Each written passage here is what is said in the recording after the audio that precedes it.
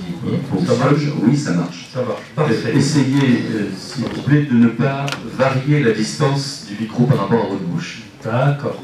Simplement, vous mettez une bonne fois pour tous.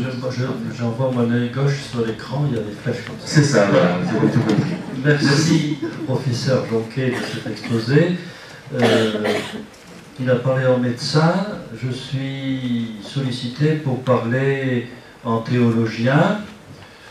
Je le ferai pour une bonne raison, c'est que quand on regarde un peu le christianisme, il se fonde sur Jésus, et quelle est l'activité de Jésus à longueur de page des évangiles, c'est de guérir. Alors, bien sûr, on n'a pas le dossier médical des gens que Jésus a guéris, donc on ne peut pas transposer simplement, mais c'est quand même notable que le christianisme fondé sur le Christ soit une religion où l'acte fondateur, c'est un acte de guérison qui débouche sur un horizon de résurrection, mais la résurrection c'est l'abolition de la possibilité d'avoir besoin d'être guéri. Voilà, c'est une remarque théologique. Deuxième remarque, c'est une remarque sur la méthode. Voilà, donc je regardais un peu ce que dit le pape, et le pape Benoît XVI nous dit ceci, à propos des domaines concernant la bioéthique, etc. Il dit « L'Église ne cherche aucunement à se substituer à ceux qui sont chargés de conduire les affaires publiques, mais elle souhaite avoir sa place dans les débats, pour éclairer les consciences, la lumière du sens de l'homme. » Voilà. Donc c'est dans cette ligne que le sens de l'homme. Voilà. Donc je vous ferai un exposé fondamentalement de philosophie et d'anthropologie. Hein, donc il n'y a pas de dogme dans la matière. Il n'y a pas de dogme. Hein. Il y a une anthropologie. Et l'expérience humaine étant partagée par tous, chacun est compétent pour en parler. Le philosophe, il a eu le loisir de réfléchir, d'analyser les termes, les concepts, de confronter les approches. Donc, du point de vue philosophique, on a rappelé que la notion de gène est une notion qui a été un peu découverte grâce à Georg Mendel, qui était professeur en Autriche-Hongrie au XIXe siècle, qui a fait une étude systématique et scientifique des problèmes de ce qui se passe d'une génération à une autre. Et sa découverte a ouvert des tas de portes dont nous profitons aujourd'hui. Donc le gène, c'est ce quelque chose qui fait que l'organisme se forme dans la croissance, dans le renouvellement. Mais ce fonctionnement a ses fragilités. Mais si on comprend bien cette fonction de formation, on comprend bien que l'on touche tout de suite à la dignité de l'être humain. Alors, quand il s'agit d'avoir les yeux bleus ou les yeux noirs, on fait des calculs statistiques sur la couleur des yeux des grands-parents, hein, ou des arrière-grands-parents, on y arrive. C'est pas grave, hein, couleur des yeux. Mais là, il s'agit de choses qui sont extrêmement fondamentales concernant la dignité humaine. Voilà, donc c'est ce problème de la dignité, et c'est là la première difficulté, c'est est-ce que, puisque le génome, l'ensemble des gènes, a une fonction de détermination de la dignité humaine, est-ce que le fonctionnement du génome suffit à définir la dignité humaine? Eh bien c'est là que nous trouvons la première élément, c'est que nous sommes dans une société, ça n'est pas philosophique, et dans mes lectures philosophiques sur le sujet, nous sommes victimes massivement d'une opinion commune qui tend à faire deux choses. D'une part, on est en train de donner aux animaux des tas d'attributs humains. Alors on s'émerveille de l'intelligence des animaux, etc., de la vie affective, des bonobos, des corvidés, etc. On hausse les animaux, et en même temps on diminue on fait de l'homme un animal, comme les autres. Hein, je me souviens avoir débattu avec quelques philosophes matérialistes, disant, mais nous ne sommes qu'une espèce de singe parmi d'autres. Bon, une espèce de singe, pourquoi pas. Mais c'est des choses qui ne se disent pas simplement au café du commerce, ça se dit dans des positions très hautes. C'est ce qu'on appelle le réductionnisme. Et il y a un très grand livre, votre livre, d'un grand professeur de l'EHESS, top niveau de la pensée parisienne, qui s'appelle « La fin de l'exception humaine ». C'est ça le problème. C'est que l'étude du génome donne l'occasion de mettre fin à l'exception humaine. Et c'est pourquoi il me semble que dans le débat, il nous faut montrer que la connaissance du génome peut servir à fonder la dignité humaine. Et pourquoi ? Parce que, justement, nous avons une manière maladroite, je dirais, de définir les spécialisations. Bon, alors c'est un peu vrai dans le monde médical, on en plaisante, mais c'est beaucoup plus grave dans le domaine de la pensée générale. On imagine qu'il y a des spécialistes. Alors vous avez le spécialiste des orteils, du pied. Et vous avez mal aux orteils, vous avez le spécialiste, qui va soigner vos orteils. Et puis vous avez un spécialiste du genou, puis vous aurez un spécialiste de l'épaule, puis un spécialiste du fond de teint, qu'on va avoir à 50 ans, là j'ai l'impression d'en avoir 15. Alors cette espèce de découpage, je plaisante, mais ce découpage est une erreur fondamentale, parce que tout regard ne peut pas séparer, couper le vivant. Il faut regarder l'ensemble. La différence, c'est que c'est la manière de le regarder. Mais il faut tout regarder. C'est pourquoi nous savons tous qu'un bon médecin, ce n'est pas le spécialiste de telle fonction de la vésicule biliaire ou de vos orteils. Je dis ça en plaisantant parce que c'est des choses graves et douloureuses. Mais c'est celui qui regarde la totalité du fonctionnement de votre organisme. Et le génome nous apprend ça. Parce que le génome, c'est ce qui va, en quelque sorte, le gène s'exprime. Mais l'expression des gènes, on a dit à l'instant, n'est pas déterministe. Il y a des gènes qui ne s'expriment pas. Et vous avez des gens qui ont le même capital génétique, comme des jumeaux. Bien, les jumeaux, leur vie, bien sûr ils se ressemblent, mais ils sont irréductibles l'un à l'autre. Même si la différence est difficile à faire au niveau de l'apparence, mais ils ont leur propre vie, leur propre identité. Pourquoi ? Parce que les gènes vont s'exprimer dans une histoire, dans une éducation, et ce n'est pas la présence d'un gène qui va déterminer la personne. Et je crois que la dignité humaine, elle est justement là, dans le fait qu'il y a une responsabilité humaine à ce que l'on devient. Alors, pas tout seul, en famille, l'éducation, dans la société. Aussi, me semble-t-il, il faut défendre cette idée de la dignité qui n'est pas détruite par une espèce de vision déterministe du fonctionnement des gènes. Il y a un fonctionnement, sur ce point des grands débats philosophiques, les choses se font souvent au hasard. Bien, vive le hasard. Ça permet d'avoir du neuf, mais aussi ça permet d'avoir autre chose que ce que l'on espérait. Et c'est là le problème. Le problème, c'est que le neuf est extraordinaire, c'est ce que nous dit l'évolution. L'évolution n'a pas cessé de produire du neuf. Alors, à son rythme, avec des échecs, etc. Mais cette production qui fait que l'être humain apparaît au terme d'une histoire plus que en centaines de millions d'années. Mais il faut que ceci se fasse aussi pour nous. Alors, ça ne veut pas dire qu'il ne faille pas avoir de responsabilité, mais il faut en avoir la responsabilité. Et c'est pourquoi la génétique ouvre sur une manière spécifique de faire de la médecine, c'est ce qu'on appelle la médecine prédictive. La médecine prédictive, c'est quelque chose qui se rapporte à un avenir ouvert Et la tentation, c'est de penser qu'on va tout prévoir, tout prédire. Non.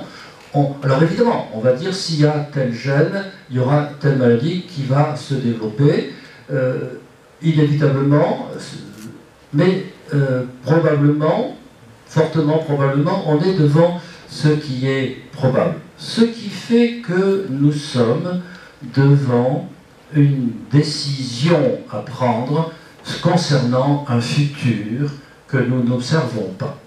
Je dis des choses très simples parce que je ne suis pas compétent, je ne suis pas médecin, mais il me semble que si vous allez voir le médecin parce que vous avez fait une chute et vous êtes cassé un os au ski par exemple, hein, voilà, donc c'est local, on constate, hein, on répare. Là, la médecine prédictive, ce n'est pas le cas. C'est ce qui pourrait advenir. Ça arrive nécessairement, ça arrive non nécessairement, et c'est donc là qu'on s'aperçoit qu'on est devant un jugement tout à fait spécifique dans une décision dont il faut mesurer les risques. Voilà. Et c'est, me semble-t-il, ça la question qui est posée par l'interrogation à laquelle nous sommes invités dans ces états généraux de la bioéthique, c'est à manifester que ce n'est pas simplement la décision du médecin tout seul, la décision des parents tout seuls, la décision... mais c'est une affaire concernant la société. Et c'est pourquoi je reprendrai ce qui a été dit par le professeur Jonquet sur la question de l'eugénisme. Parce que je crois que c'est la grande question que nous pose la génétique, au plan éthique.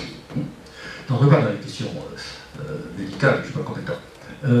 Le mot eugénisme vient du grec, le préfixe e dit ce qui est heureux, ce qui est bien. Eugénisme, c'est le fait de bien, que se passe bien tout ce qui est lié au passage d'une génération à une autre. Et je dirais que ça, c'est une attitude humaine spécifique.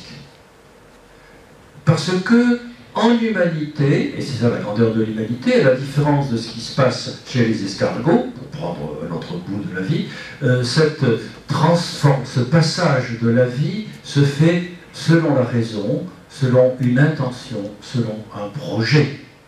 Et donc, il ne faut pas diaboliser le mot eugénisme. Le mot eugénisme a pris évidemment un sens tout à fait moderne, parce que quand on a eu la puissance et la connaissance en matière de gènes. Alors, on a diabolisé l'eugénisme parce que les grands totalitarismes du XXe siècle ont fait des politiques d'élimination, en Allemagne, au Japon, du temps aussi au régime soviétique, mais une fois qu'on a dit ça, on n'a pas tout dit. Les premiers à le faire systématiquement, ça a été les Américains, et ça a été les pays scandinaves, d'éliminer ceux qui pouvaient avoir, parce qu'ils étaient malades mentaux, parce qu'ils étaient dangereux pour la société. Alors il me semble-t-il que le problème n'est pas de dire nous ne faisons pas de l'eugénisme ou nous faisons de l'eugénisme, mais de dire nous ferons quoi qu'on fasse de l'eugénisme, mais quel eugénisme allons-nous faire? Et donc à ce moment-là de dire il faut que nous puissions dire que nous pouvons voir quelle responsabilité nous pouvons exercer socialement dans la transmission de la vie, ce qui renvoie évidemment à des questions philosophiques. Alors sur ce point, j'ai l'esprit critique par rapport au débat sur la loi. Parce que je pense que le rôle de la loi n'est pas de supplanter la réflexion philosophique. Il faut que, et c'est pour ça que, me semble-t-il, cette idée de l'homme dont parlait le pape me paraît intéressante, c'est en fonction d'une idée de l'homme. Et on demande à la loi de trouver les mesures pour que cette idée de l'homme soit effective selon des règles de justice. Non. Parce que la loi, elle est là pour protéger les faibles, pour encadrer des abus possibles, pour défendre ceux qui prennent des initiatives intéressantes. Mais ça, c'est une question de justice. La définition même du sujet humain n'est pas l'objet d'une définition de la loi. Ce n'est pas l'Assemblée nationale qui va, ayant voté avec 45 voix de majorité, va dire ce que c'est que d'être humain. Alors, dans un pays où il y a un consensus large, on ne s'en rend pas compte. Mais quand dans une société éclatée et libérale, ben, le consensus n'existe pas. Et ce que je crains dans ces débats, c'est que souvent, derrière l'élément proprement technique, scientifique, on se protège pour ne pas prendre sa responsabilité. Alors, mon propos dans ce débat n'est pas de dire ça c'est bien, ça c'est mal, mais de dire attention, hein, soyons au clair sur notre conception de l'humanité, parce que c'est en fonction de ça qu'on va juger. Alors sur ce jugement, nous avons évidemment à faire attention. Donc je vais vous parler un peu du jugement. Il faut juger, c'est-à-dire décider. Ça c'est bien, ça c'est mal. En fonction de cette idée d'humanité. Je prends un exemple qui m'a été rapporté par... qu'importe. C'est dans une famille, on dit, pour des gens qui faisaient un examen pour autre chose, on dit, mais vous savez, on fait pas... Lui-même, vous avez là un enfant qui a une trisomie. Alors le médecin est tout gêné pour dire aux gens, une trisomie, etc. Et il est tombé sur une famille qui a dit, bon d'accord, pas de problème, parce que nous, les enfants trisomiques, on les garde, on les élève. Alors qu'il était abasourdi, parce que pour lui, dire qu'un malade de trisomie, ça amène à une IMG. Pourquoi? C'est l'idée. Que faire accueillir un enfant qui porte une maladie handicapante? Et donc, alors, je prends un cas limite. C'est difficile d'en parler parce que c'est pas moi qui porte la charge, hein, mais c'est la réaction. Nous, dans notre famille, dans notre tradition, dans notre milieu, ça, un enfant comme ça, on le garde. Donc, vous voyez, la frontière. Alors, on ne va pas définir des protocoles pour faire ou ne pas faire. Alors, cela dit, il nous faut prendre la décision en toute lucidité. Alors, un deuxième élément polémique de mon propos, je me répète, peut-être que des gens m'ont déjà entendu dire en d'autres lieux, c'est que nous sommes victimes de ce que Jacques Ellul appelait le système technicien. C'est-à-dire que nous avons une puissance technique extraordinaire et qui est merveilleuse. On parlait du fait du Christ pour couper un génome et remplacer un gène, c'est extraordinaire. De se dire qu'on va intervenir à une minutie, cette précision, c'était inimaginable. Alors c'est extraordinaire. On est fasciné. Et à ce moment-là se trouve évidemment un piège, c'est qu'on a l'impression que parce que c'est aussi extraordinaire, aussi bien fait, que c'est bien. Non, c'est très bien fait. Et c'est beaucoup mieux que ce qu'on pouvait faire avant. Hein, avant, on pouvait vous opérer et vous aviez une balafre. Maintenant, on vous opère et vous avez quelque chose qui ne changera rien à l'esthétique de votre peau. Alors, il y a des gens qui disent c'est pas grave. Alors, je vous raconte des histoires. Je connais quelqu'un qui était une dame qui était danseuse. Voilà, et qui a été opérée à l'étranger. Et ça fait une plaie cutanée, une cicatrice laide. C'est dramatique. Bon, alors on va se faire récupérer les choses en France, mais on fait des choses extraordinaires. Mais c'est pas parce que c'est merveilleusement fait dans sa perfection que c'est bien moralement. Donc il ne faut pas confondre la qualité de l'acte, disons chirurgical, pour l'exemple que j'ai donné, ou de l'acte d'intervention pour enlever un gène, avec la valeur de l'acte qui doit se juger en fonction d'autres éléments spécifiquement humains. Voilà. Donc je dirais, il ne faut pas se protéger de la responsabilité derrière la barrière de la perfection, parce que ce système de perfection technique dans lequel nous sommes consiste à dire ça marche tellement bien que c'est bien. Non. Et en plus, ça nous pose un problème de finalité, c'est que la perfection technique devient le seul horizon de l'action.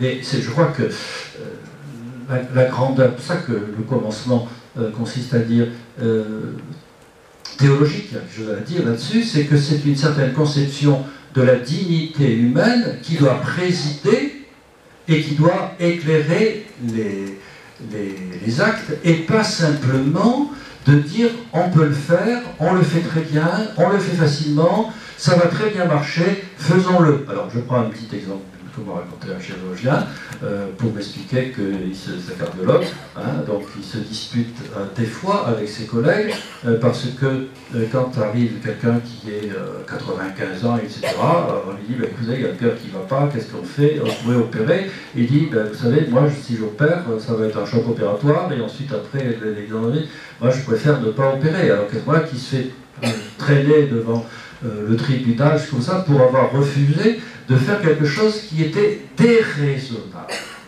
à un certain âge. Si ça avait été quelqu'un de 40 ans, ou de 50 ans, ou de 60 ans, il n'y a aucun problème. Mais à 95 ans, on peut considérer que ce n'est pas la peine de faire des prodiges techniques. Voilà. Donc, je prends un exemple un peu loin des génomes. Et c'est pareil pour le génome. Voilà. Donc on est obligé de dire, et cela nous renvoie à cette exigence. Mais l'exigence ultime, en général, ne doit pas nous empêcher de dire que le jugement doit être singulier. Et c'est ça la médecine.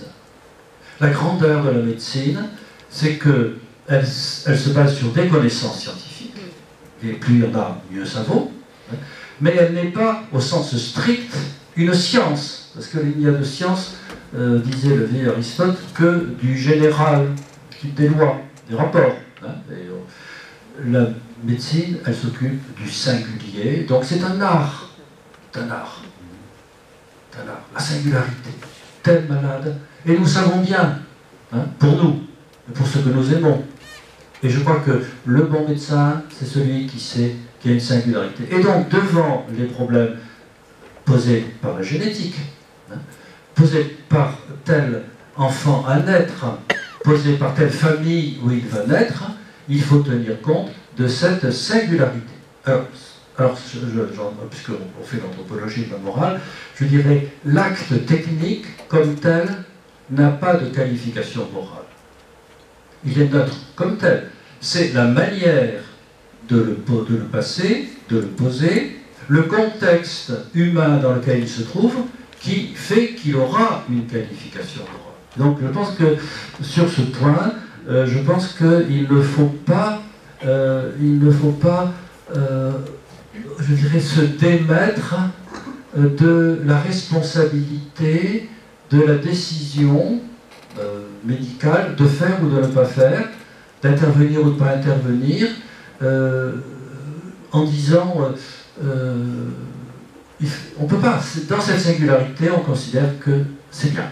Et c'est ça, me semble-t-il, je dirais, cette sagesse médicale qui est en débat, en disant que la loi ne soit pas quelque chose. Je pense que la loi est nécessaire, il faut une loi, hein, pour protéger les malades, les faibles, il faut une loi pour protéger les médecins aussi, parce que les médecins, des fois, ils interviennent ou ils n'interviennent pas, et ensuite il y a des gens qui vont dire mais enfin, vous n'avez pas fait ça, vous auriez dû faire un procès, parce qu'on est tombé dans le système américain où on met tous les médecins en procès quand ils ne vous ont pas guéri. C'est l'inverse des Chinois. Les Chinois, le médecin qui ne vous guérit pas, on ne le paie pas.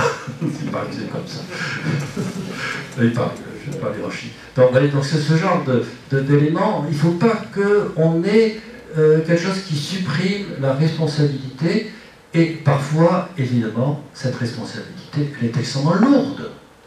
Et il me semble que, alors pour parler un peu théologie, si j'ose dire, je dirais si nous avons la chance, hein, d'être dans un réseau, hein, d'amitié, de solidarité, de confraternité professionnelle, de fraternité communionnelle, ecclésiale, on en a véritablement besoin. Alors je crois que il faut aussi, de mon point de vue anthropologique, dire que les décisions singulières doivent être singulières mais que celui qui prend la décision singulière ne doit pas, en quelque sorte, se laisser écraser par cette solitude, par justement le partage et le travail, donc ce que peut-être nous essayons de faire ce soir. Voilà. Je m'arrête. Il me reste... Vous êtes dans les temps, il vous reste 5 minutes. Il me reste 5 minutes. Oui, alors je vais citer un texte, pour terminer quand même. Je vais citer un texte, mais tout à l'heure, je l'ai donné au professeur Jean-Pierre. Il m'a dit, monsieur, je connais bien ce texte, alors c'est parfait. Alors c'est un texte qui remonte à des temps très très anciens, hein, puisque ça remonte au début du XXe siècle. C'est vous dire, nous n'étions pas nés. Alors c'est un texte de Paul Valéry. Tout le monde connaît Paul Valéry, hein, tout le monde connaît Paul Valéry. Encore que maintenant, je ne suis pas sûr, on étudie Paul Valéry. Et qui dit ceci: soigner, donner des soins, c'est aussi une politique. Cela peut être fait avec une rigueur dont la douceur est l'enveloppe essentielle. Une attention exquise à la vie que l'on veille et surveille, une précision constante, une sorte d'élégance dans les actes, une présence et une légèreté, une prévision et une sorte de perception très éveillée qui observe les moindres signes. C'est une sorte d'œuvre, de poème qui n'a jamais été écrit, que la sollicitude intelligente compose. Voilà, ben nous sommes là. Hein. Voilà. Merci à vous deux. Vous avez été d'une discipline extraordinaire.